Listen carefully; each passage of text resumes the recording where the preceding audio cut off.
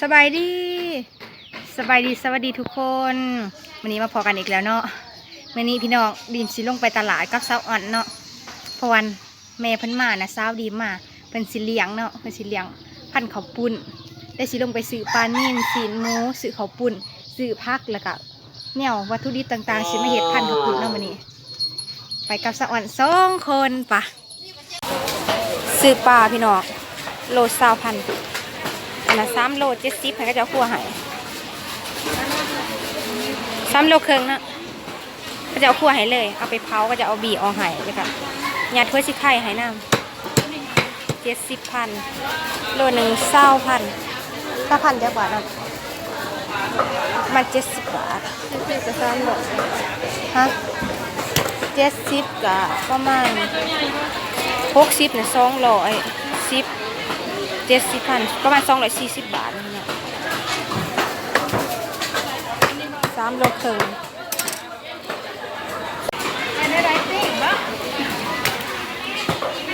อยู่ตลาดสามัคคีไส้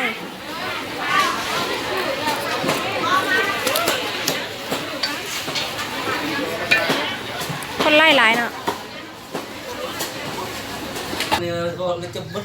มาเลยได้พี่น้องหลังจากที่มาจากตลาดเลยเนาะได้ชิมเครื่องพักสลัดไลอันพันแนวข้าวปุ้น4 โลข้าวปุ้นนะอันนี้คือดินไม่เห็ดน้ำเจียวหวานให้มีเลี้ยงเห็ดพ่อว่ะก็ไปซื้อมาอีกใช่ไหมเด็ดปลาเขาจะคั่วมาแล้วยาทั่วชิคายเรียบห้อยไม่แต่อันนี้ตอนนี้นะมาซื้อผักสลัดเพิ่มในบาทพี่น้องพอมาจากตลาดนะอยากมันบอกพ่อคนร้ายคนมากับสาวอิงกับสาวอ่อนนี่เนาะมีFCถามว่าอันสาวอิงกับสาวอ่อนไม่มันหนาคือกันโยเอื่อยกับหนองเอ๊ะพี่หนาวดูแต่ว่าหนองนะงามกว่าเอื่อยได้ใหญ่มากงามกว่าเอื่อยในนอนเบิ่งแม่นบ่แม่นบ่ล่ะเอาแพงก้อนสินะจุ๊บก่อนเหมือนนึงจุ๊บก่อนล่ะบายก่อนบายก่อนบายนี่เนาะผักสลัดตอนนี้กำลังล้างพักแม่พักกับเต้นกับซ่าเหมือนกันพักรวมมีด3 อันพักถึง3 อัน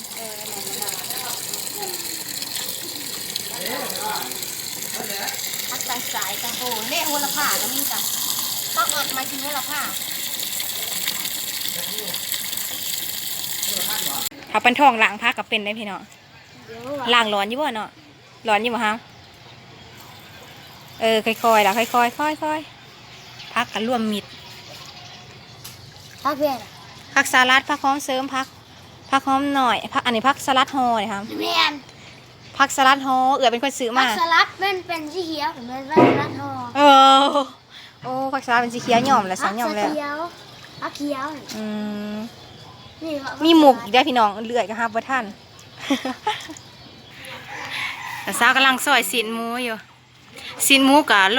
45,000พี่น้องสินหมูขึ้นราคานะเมื่อก่อนนะโล35โล45ก็ต้องอยู่150 บาทเนาะเพราะว่า130,000ต้องอยู่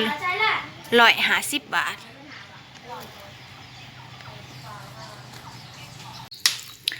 มาทีแผนกนำจิ้มพี่น้องฝีมือไม่ไอเรื่องได้เจลก็มี2 แบบเพิ่นว่ามีทั้งเจลเพิ่นเอิ้นว่าเจลสมไม่เรื่องเจลน้ำจิ้มซีฟู้ดเลยพี่น้องโอ้โหและอันนี้กับเจลหวานเนาะพี่น้องเจลที่ว่ากินกับพันข้าวปุ้นเนาะอันนี้ก็มีน้ำตาลเนาะแล้วก็มีหมักถั่วดินถั่วลิสงเนาะแล้วก็มีหมักเลนมีหมักพริกนี่หมักนาวพี่น้องใส่ลงไปนั่นนี่เนาะอันนี้กับเจลสมเพื่อนนะแบ่งเป็นแผนกได้พี่น้องไม่เรื่องเห็ดน้ำจิ้มได้ฝีมือเพิ่นบ่ธรรมดาได้ข้าเจ้าก็เลยหมด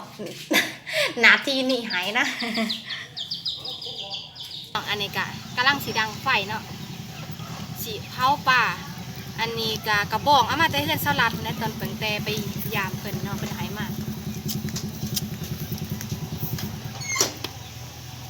อะไรกำลังสีอย่างป้าใส่น้อยหนึ่งกับตีที่ไหวนั้นเป็นแบบขี่กระบอกที่ว่าขี่โต๊ะขี่สี่ใส่สีเมืดแล้วเนาะหนึ่ง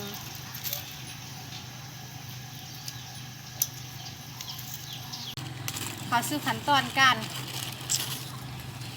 เอือบปลาได้พี่น้องสีมะพร้าวเนาะ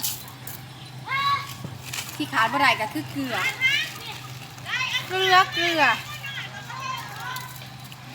มีเลี้ยงหางหวยให้ตอนนี้เนาะมีเลี้ยงหางหวยได้สิเผาปลาแล้วพี่น้องแจ๊กเข้มแจ๊กจางกะขึ้นอยู่กับเกลือได้พี่น้องเด้อมันขึ้นอยู่กับฝนนี่นะ ไปกับไม้เราล่างเราดำ มันขึ้นอยู่กับฝน ๆไปเรื่อยๆหลาย มักบ่เนาะแล้วก็ฝนเผา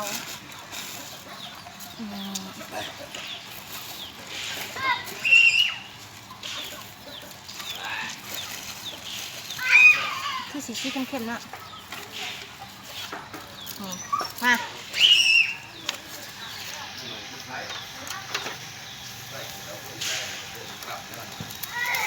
พอดีได้แล้ว3 ตัวในท้องมันก็สิเป็นหัวสิไข่นี่เนาะพี่น้องใส่ลงไปแล้วเรียบร้อยเอาเกลือใส่อีกนะทั้งนั้นเพราะว่าเผามันต้องใส่เกลือเนาะโอ้ว่าธรรมดาได้40,000เนี่ยพอเห็ดปลาเผาคล้ายอะไรอยู่ปะ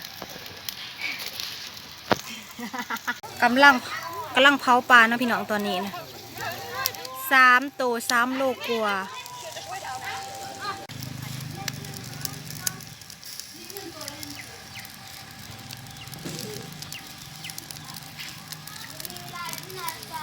โตมาหนาพี่เห็นกินเราฮะ แซ่บคืออยากชี้ดำๆเลยเนาะมาเด้อพี่น้องเด้อกำลังกินได้เนี่ยน้ำจิ้มมันเหลือง ปลาเพียงก่อน ปลากลางคืน ปลากลางคืน ปลาละตี ปลาลาตีปลากลางคืนขอเละดูวะห้าม14ค่ะน้องเนี่ยเด้อพี่น้องพันในใดก็เห็นห้อยสิห้องกับปุ่นภาษา14เขาเนี่ย มาเลยข่าวเด้อพันกับพูดแซ่บ ใช่คือไปเห็นผ่าแต่ว่าพัน เบื้องนี่กินพักเป็นกะละมังปานหมู มี2 วงเลยพี่น้องแบบว่าเตียงมันสั่นเด้ก็เลยโตด2 เตียงเนาะนี่พักเข่งหนึ่งพี่น้องฮะพักเข่งหนึ่งเนาะโอ้ยอยากเข่ากล้องได้สะออดเนาะเนี่ยสะออดมันกินเตียงนี้มันนะสะออดนะพี่น้องโอ้ยไปเหลื่อมนะขาวๆอันนี้ก็ลูกโซมเนาะโอ้มีเสื้อนั่นไหนขาเสื้อน่ะบ่เราพูดก่อนให้เราพูด อันนี้ก็บ่คูณลุงโพบ่จอย ฮัลโหล กำลังกินเนาะ สบายดี บ่จอย2 ผายพี่น้องมีขวามือนั่ง ไหนยังกินแล้ว เอาหางมันเสียอยู่บ่อันป้าน่ะ ครับครับ เสียเนาะเสีย ไม่ได้เป็นคนปีห่อนี่เนี่ย ป้าให้คนเผาได้ แซ่ทุกคนปีก็แซ่ทุกคนซื้อ เสียน้องคนเผาอ่ะหรือคนซื้อ สงสัยมันแซ่ทั้งผู้ซื้อเด้อ เหม็นเลยเนาะ ชุดยาวเลยวันนี้ กำลังเสียพี่น้องเลย บอกอี ผ้า แม่ ใหญ่ อยู่ เลยผ้าใหญ่เลย ได้แล้ว เปิดได้เลยนั่น ได้เอาเลย นี่ก็สเตย์เนาะสเตย์ มาเด้อมา เบิ่งเอาเด้อดวงเด้อมันเบิ่งอยู่บ่เลย มากินผัดกับพุดเด้อ ผลเลย โอเคเดี๋ยวรุ่นบอลล่างสีหอก ำลังสิฮอถ้าจะทำมากินพันกับปุ้นคือบ่เห็นมีดเห็นผาอ่ะจิโหนะโห อ๋อเด้อเด้อเลยท่าน ท่านพูดเลยกูเป็นเลย ฮอกับปุ้น แซ่บ เราก็ได้ กินแบบแซ่บๆได้พี่น้องเนี่ยทับปันทองนะสงสัยอยากเขาแห้งบ่ปากว่าติงนี่ก็เซาคันเบิ่งเอาเด้อถ้วย ป่า โอ้มันหอนเนาะเหือผู้ใดก็ดีเด็กคนเจ็บก็กินได้แล้ว ภาษาที่จ่ายแล้วพัดลมปะ ว้าวว้าว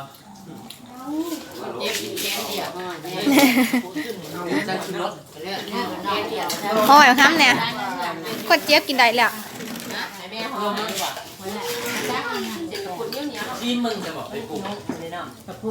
เชียร์แม่ยายเลื้องนี่เนาะอันนี้แม่ยายเลื้องพี่น้อง แม่ถามเพื่อนเบิ่งเอาเด้อ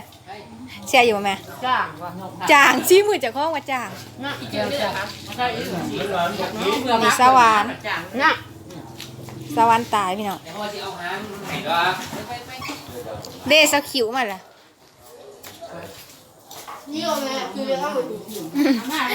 น่ะไปมาอ่าน สักคิวมาในสมแกมพี่น้องเอาเบิ่งสักคิวกิน เกลือแตกเกลือแตนมันหอนเสียอยู่บ่เกี่ยมชี้มือป่านนะเสียพี่น้องเกินพี่น้อง FC เขานั่นไปกว่า เอาแล้วเอากินสิที่น้ำเดียว พักมาเป็นอันสวนเรียกสะจืดมาละสวรรค์นี่เนาะสวรรค์นี่ว่าเป็นสะจืดไว้ซื้อไห่แล้วลุงโพหรือว่าเลิศสวรรค์นี่เด้อไว้เป็นสะจืดแต่ว่าสะจืด ทำได้แล้ว ว่าว่าทำหม้อใส่ ผักหอมเพียงมาหลาย เบอร์หมดนะขอใส่หมวก โอ้มีไฟในหมอน บ่ธรรมดานี่ มีไฟนะหมอ กับตากแล้ว เกี่ยม เมื่อชิ้นนี้ เสียหอเด้อเบิ่งสักขีมหอเด้อ ใช่ เบิ่งสักขิวหอหอใหญ่ลิขีมกินคำใหญ่เด้อ พอถูก ย่างแล้วที่เจ้าท่านได้ยิ้มสักขิวเฮ็ดเฮ็ดกินคำใหญ่หลาย อยากเอาข้าวใหญ่ เนี่ยมันติดแจก เบียร์เอาน้ำมันสดต่างหากเที่ยวมีเรื่องกันสีหอเด้อเด้อ เลี้ยงหอได้บาท มีเรื่องหอ เตะตังค์มันลดตังค์ว่าที่เหลือตังค์ ข้ามเชียร์นี้บอกว่าเพิ่นบ่ใช่ไป ใส่ไปยังมาแล้ว มีเรื่องเฮ็ดแล้วอ้าว เด้ค่ะ โอ้แม่เที่ยวใหญ่แท้เสียไปเนาะพอเพิ่นว่าน่ะสาวปูทั้งนั้นเบียร์เหล้า โอ้ย นี่อันนี้เนาะอันนี้พ่อใหญ่ดอนเพิ่นมากินอยู่ได้อพี่น้องเพิ่นทำหาพ่ออันเพิ่นทำหาพ่อเฒ่านะ แซ่น เดี๋ยวมากินข้าว มากินข้าว แซ่นอันนี้ผิดได้ค่ะ พ่อใหญ่ดอนไม่กินน้ำอยู่พี่น้องแต่ว่าเพิ่นบ่ค่อยอยากออกกล้องกันได้ เงี้ย เรื่องพี่น้องมือกองกินได้เลยนิ้วละกองกินได้ท่านนึงอู้เสร็จกับปุ่นกับใบหญ้ามันได้หาแม่เปล่าถือว่า เฮ้ยเป่ากันไม่ถือบอลหูมันจะกลัว ก็จะเอิ้นว่าฮอของคุณถาบ้านอันของคุณที่ไหนก็สิว่ามีหยังคือบ่มีผ้า โยกก็ว่าสิหายเอาเนี่ย ที่ก็สิสนับพิมพ์ว่าเบาๆแล้วดีในการสิใส่ป้านี่ ลบบีบที่เหลือบีบได้นะ เลยว่าของทำแบบสิใหญ่เล็กน้อยก็บ่ว่ากันเนาะว่าอยากกิน ย่ามกินมาหายตีได้ บ่เต็มปากบ่ได้ฮอกับพุ่นต้องเนื้อปาก ลงไปแกนตรงนี้ได้เนาะ กูผ่าคุ้มไพ่พวกเตาอีนั่งเตี้ย ว่าจงมาสอกกันอีกแล้ว ว่า หน่อยได้หัว เย็นเย็นเย็นเปิดกินแต่ว่าจะตีแกที่ร้ายกว่าเดิมกัน เปิดได้ปากว่าได้ เบียร์สิขึ้นดังแล้ว เจ้าก็บ่ไปหอน้ำเพิ่น มาได้ซอย กินข้าวอีกค่ะกินนะกินข้าวแล้วยางไปจอง แม่พักกับเวลาเป็นไรเข่งหนึ่ง กะละมังหนึง เข่งหนึ่งไม่ต้อง กะสามหนึง ใหญ่ข้าวออกมาใหม่ แล้วมึงแก้มใหญ่ คือสิหนูอะ กินหมดจอยนะที่บ่ได้นะ นั่งเล่นง่ายครับเจ้ามิจะว่า ยั ล่าง งว่าข้ากันล่ะ หินได้บ่ได้แล้วกินบ่ได้เอง แล้วกินอะไร ไม่ว่ากินมาได้ ได้เลยเงินว่าแล้วกินก็ได้แบบนี้ต้นบางย่องของพวกกินกันนี้เลยเมื่อกันเมื่อ เมื่อแล้ว โต๊ะกับหมาเนาะ สบายดีสบายดี ใช่ดีใช่ไหมบ้านเงินไหนเรื่องด้วยก็ เรื่องอะไร ซึมใจ เรื่องซีซ้ายเรื่องซีซ้าย มันเป็นเรื่องของคนอยู่ ตากเล็บ ได้โรงเรียนด้วย จากเล็บเลยคนเรื่องลูกซุปเลย พี่น้องเลย เลิกสีห่อให้เบิ่งผิด ไปไห้นะซ้าหอก่อน เอากินข้าวยังไง ฮะข้าวเหรอเนาะ หาลูกจ้องเลยนะ ข้าวมาชุกคน ลืมสั่งไว้ยังว่าอยู่ เย็นน่ะซาวสิห่อให้เบิ่งเนาะ มันมาเผ็ด เฮ็ดมือเด้อบ่ได้ไปเอานะ ตะกี้ยังขาว ใส่มือ กินมากนี่ต้มผัด เป็นกระปุ่นกับยังมันเหนียวคักเหนียวแน่แถน่องมาแน่ แม่น่ะซาวสิห่อให้เบิ่ง เอาไว้ปลา คันผู้สาวน่ะบ่กล้าเฮ็ดแบบนี้นี่มีผัวแล้วก็เลยบ่อายนะ มีผัวแล้วนะอ้าวเฮ็ด พอนั่งอ่อนกันละย่าแม่นั่งกันละย่าเด้อนี่นะ แม่นั่นกัลยาอ่อน ปลานั่น อืม ปลา เสียนี่เนาะทุกคนตอนนี้กะกินอิ่มเป็นทีเรียบร้อยเลยเนาะกินน้ำกันหลายคนคือว่าแซ่บๆได้พี่น้องเพราะว่า กินเขาวสามัคคีหลายคนนะมันสิแซ่บกว่าเขากินแบบคนน้อยๆนะทุกคนเนาะว่าบอกคือดีมบอกถ้ากินคนหน่อยมันบ่ค่อยแซ่บถ้ากิน มีหยังกะกินกันหลายคนคือว่าแซ่บๆเนาะโอกาสดีนะสาวเพิ่นมาแต่เฮ็ดงานอยู่ไทยนะพี่น้องเดินมาเทื่อนึงเนาะแม่สะอ่อนแม่สะอิงนั่นแหละก็เลยเฮ็ดเพิ่นก็เลยให้ดีมไปซื้ออันแนวมาเฮ็ดเนาะแนวมาเฮ็ดพันธุ์ข้าวปุ้นเนาะมีปลาเผามีหัวหมูมีพันธุ์ข้าวปุ้นเนาะห่อข้าวปุ้นพี่น้องพักไปซื้อพักอยู่ตลาดก็มาเผาเนาะกินกับอิ่มมาทีเรียบร้อยแล้วสำหรับคลิปนี้กะขอจบไว้เท่านี้เด้อทุกคนขอมุขขอบใจทุกการติดตามเนาะพบกันใหม่คลิปหน้าสบายดีบ๊ายบาย